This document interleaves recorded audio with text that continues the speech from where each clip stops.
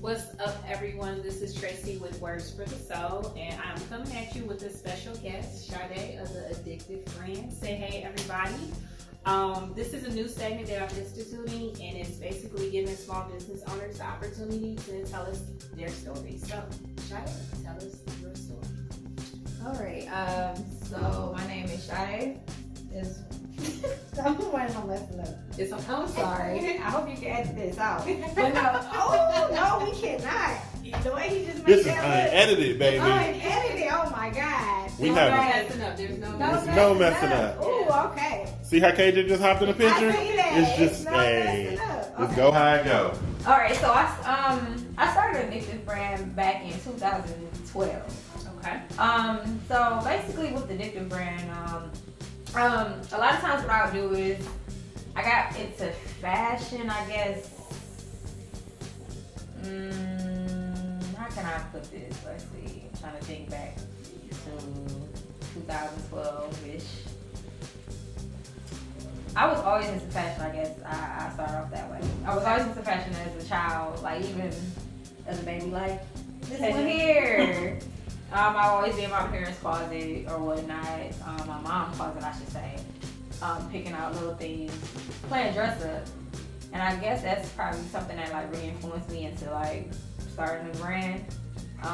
In the beginning, I would just always do like a thrift shopping. I love fashion. I remember in school, I became like the best dressed like female because I always had like the latest gear.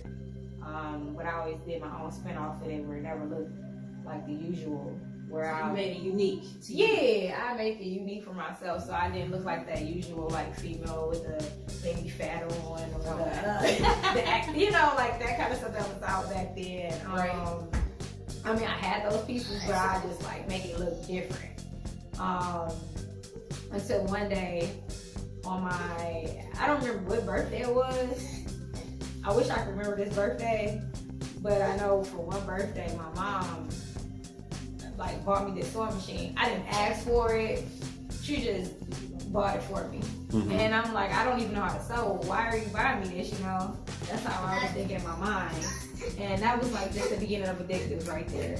That whole sewing machine experience when she bought me that. I let the sewing machine sit there literally for like at least like a year and a half until I actually brought it out to actually start sewing. What I would do is just hand sew. Oh, okay. And I said one day, I can't do this anymore because my fingers are killing me. Mm-hmm. I began hand sewing because there were these jackets that I would make for like clients where I would get fabric and like sew on the jackets or sew on the jeans, sew on like different things like that. Go to work. Good. He just been I already had one doing Where you? But I don't think nobody out there. I thought entrepreneur was on Okay, so my mom bought me this sewing machine, and I didn't understand why she bought me this because I didn't ask for no sewing machine at all. Her vision. For a birthday. I guess she just saw something in me that I didn't really see. I mean, I knew I wanted it to do something with fashion, but I just didn't know exactly what it was at the time because I used to always draw. I just always did something that was creative, like from customizing like my shoes, customizing my jackets, things to that nature. So I guess she's like, hey, I see this machine, I want to give this to you. Right. That machine sat in my closet for about, I say like a year and a half, just in the closet collecting dust. And then one day I remember I was cleaning up my closet and then I saw the machine. I was like, oh yeah, I forgot about this machine. My mom bought me this for my birthday. So I bring it out and then I plugged it in and I started to like slowly teach myself how to sew. Really? Yeah. And then I started attending school. Like I went to two schools. I started going to a school called IABT, which is not open anymore. It's International Academy of Design and Technology. Okay. Which was like a hands-on sewing school. Okay. So that school, it taught me like bits and pieces of how to sew. I still didn't really know how to sew back then for that school. Mm-hmm. And once I left there, I attended Wayne State University for fashion design and merchandising. Wayne State is where I actually like learn how to sew more so. In my sewing construction class 101. Hey. so construction class 101 was like where I started to get more into that sewing experience. Okay. And then I was forced to learn how to sew just because I started to get inquiries on pieces. Such as, hey, are you able to sew this jacket for me? Are you able to sew these jeans for me? Are you able to sew so you had some custom orders coming in. Yeah, just because people started to see what I had on, and I would just do stuff for do my own work for myself, like make clothes for myself. And at that time, I was just hand stitching. I'm like, I gotta do something different. I can't be up all night hand sew everything. Right. It was too much time consuming. So that was like another way of me forcing myself to learn how to sew.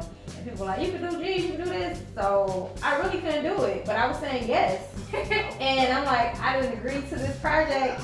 I gotta really learn how to do this now. Because I agreed to something that I don't know how to do it. But I didn't want to say no. Okay. So, So it kind of pushed you to go ahead and commit to that path. It did. So, and then I guess like to make the story a little shorter, I started to see opportunities where I started to like work behind the scenes for Fashion Week, like style. Okay. I was like featured in like this like a few magazines, like one in the city. They no longer, I think it's no longer on back then. It's called Early Detroit Weekly. Okay. But I think it's Metro Times now. Okay. I believe so. It's Metro Times now. Like our Detroit magazine, I was featured in there for like designs and like my style.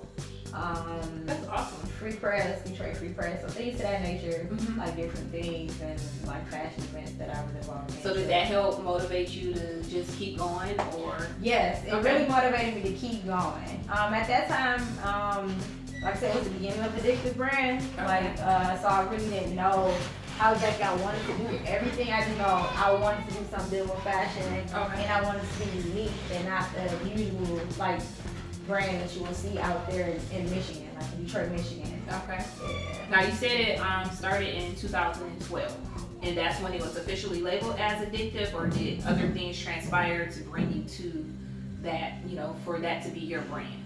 I would say other things as well, from just like traveling, like influenced me a lot, like Fashion Week, like when I first Fashion Week, things to that nature, like that definitely influenced me a lot as well for like the brand. Okay. So I was like, I gotta do a collection. Okay. It can't just be a random piece here, a random piece there, a random piece there. No, it's a collection, and I want to showcase a whole collection. Okay. Now, when I first met you, I felt like we had some energies going and whatnot. And you were saying how it's actually a story behind how you even came up with the different pieces and whatnot. Tell me a little bit about that. Okay, so the collection you're referring to is the Reckless collection. Okay. So the Reckless collection is different series that I do with that. So it's series 1 through 4 that I have right now. The ones that I was showcasing at the time that you saw was the series 1 and 2. Okay. Which is like the top seller, like ones that I like, my favorite ones to be exact. Okay. So those ones include like different pieces of like the time, like what was going on around that time when I designed that piece. Like my whole like mood, like relationship wise, just things that was going on in my life at that time. That's how I like really created the Reckless collection. Okay. Yeah. So it's basically, what was going on with you, and you were like kind of writing a book on clothes. Yeah, basically, yeah. I thought that was pretty dope. Like, it's a book on clothes. Like, who would have thought to do it that way? Right, I thought that was really cool. Yes. Now, I know that some of your pieces are available at 313. Where else can we purchase your items? So right now we have Puffer Reds. Okay. So yeah, Puffer Reds there in like Clothing Circle, Detroit Clothing Circle. So okay. Yeah. Okay, that's cool. Now, do you have a website? I do have a website. So my website is addictivebrand.co. Okay. So yeah, and you can always check out the Instagram as well, Addictive Brand, and then the link. My link for my website is in there as well. Okay, cool, cool. And you're also on Facebook? Yes, I'm on Facebook. Addictive Brand is my Facebook. That's my Facebook. So you Okay. can find me on there as well too. Now, do you do any type of special events, pop-ups, anything like that where, you know, we can catch you, or can we DM you, like if we want to see stuff and we can't make it to the stores, or do you use those avenues as well? Yes, I do. So I do have a few pop-ups that are like that's up and coming as Okay. well. That's like in the works. So it'll be about 2 more that I'll be doing like in the upcoming weeks. So, Oh, okay, yeah, cool. Yeah. Okay, that's good. That's good. Now, you know, I'm an avid book reader, and I like to always ask people, you know, what is your favorite book? Do you have one? Honestly, I don't have a favorite book. Like Okay. I read books, but I have not yet found like that favorite That book. one that just speaks to you? Yeah, like when I was a child, I had a favorite book, but as an adult. Tell me, I gotta know. So this book was called Forged by Fire. Like that was like my favorite book as a child. And then as an adult, I read books, but I haven't found like my favorite one. Just yet. Is there a genre you lean towards? I would say it's more so. I'm more so into like magazines. Okay. Like a lot of usually like vintage magazines that consist of like there's this one book called Access that has like a lot of like 80s 90s style like wear in it that influence a lot of like things that I do. Trying to think of what else. Even music too. Like music, a lot of music influence like my brand as well too. I know, cause like one of your setups, you had a radio player. Yeah. Yeah, I thought that was cool too, because it kind of lends to the story that you're telling with your clothing line, because you know, the music affects you in so many different ways. It You does. know what I mean? Music is just a book that's with you know, lyrics and the music together. It's the same thing or whatever. So sometimes those songs speak to you in a way, and that can help, you know, be one of the inspirations Yes. that you have. So I think that's pretty cool, because you're so eclectic and you pull from so many different sources for your motivations, inspiration, passions, and I think that's really cool. So if you could, what would you tell your 18-year-old self? If you could go back and say, okay, 18-year-old Shadé, do this, what would it be? I would say go for what you believe in. Don't listen to, like, no offense, parent, no offense, dad. I would say go for what you believe in. You want to be a designer, you want to be a stylist, go for it. Don't let nobody change your mind. When I was 18, my dad told me to go to school for physical therapy. I didn't want to do that. Right. I didn't belong there. Right. But I did it to be like, okay, I want to, this is, you know, you're supposed to listen to your parents, right? So I went to this school, wasted my time. I would go to school, like, I know like this is like crazy, but I would go to school. It got to the point where I was in class. People would look at me like, you don't belong here. Really? Yeah. They were like, you don't belong here. So the universe was speaking to you. Yeah, the universe was like speaking to me. They were like, you supposed to be in fashion school, like, no lie. Like, there were people coming up to me, like, you should be in fashion school, you shouldn't be here. And I was like, you know what, you're right. Okay. I don't need to be here. So that leads me to my last question. What spoke to you, to your soul, that made you remain committed to your path of having an addictive brand? What spoke to me to my soul, man. It's crazy. I would say,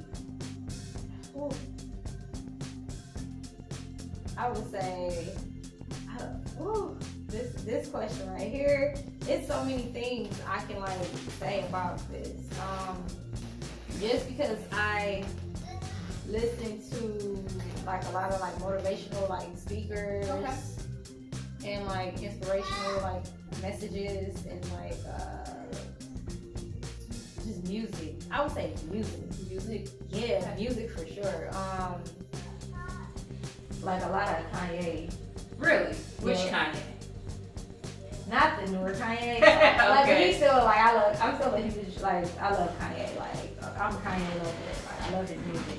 But it was more so like Kanye, like Graduation. Okay. Like a lot of that album like motivated me in the morning time. Like I'll listen to it, blast it, and it like did a lot of like it inspired me on a lot of things. Like, as far as like some of the songs, like he had a song like Champion. Like when I heard that song, like whoa, you know, and like Can't Tell Me Nothing. Like it was like like that song. I used to be like, you can't tell me nothing. Like wait till I get my money right. Like that song was like speaking to me, and I'm like, oh, it's motivating me. And then like I Wonder, he was like basically talking about find your dreams come true.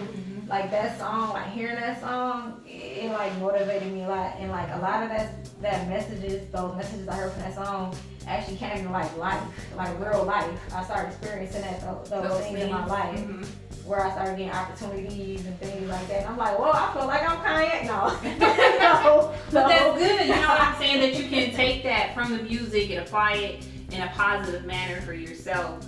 I recently read a book, and he spoke of a lot of different artists, musical artists, and how they're griots of our time, and how the messages that they put in their music can help motivate people in a positive way.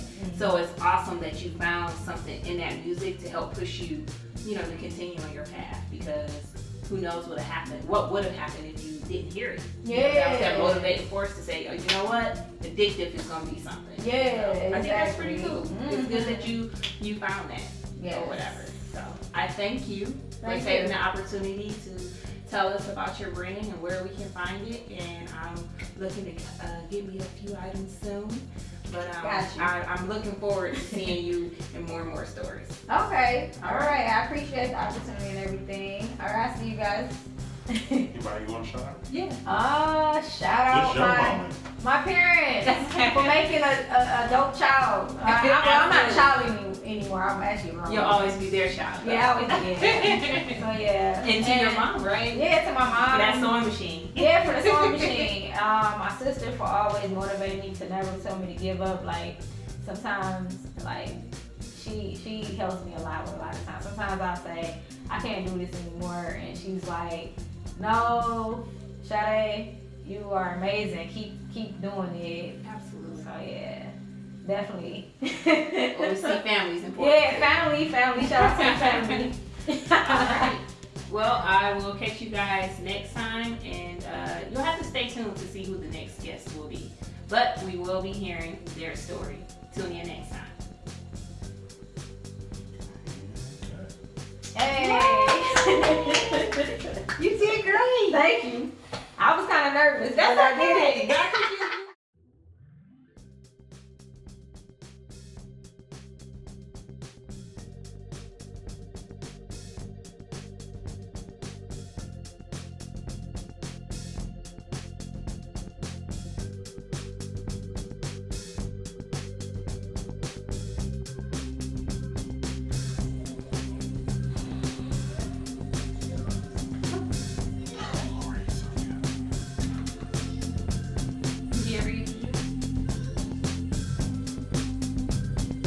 Where your juice at?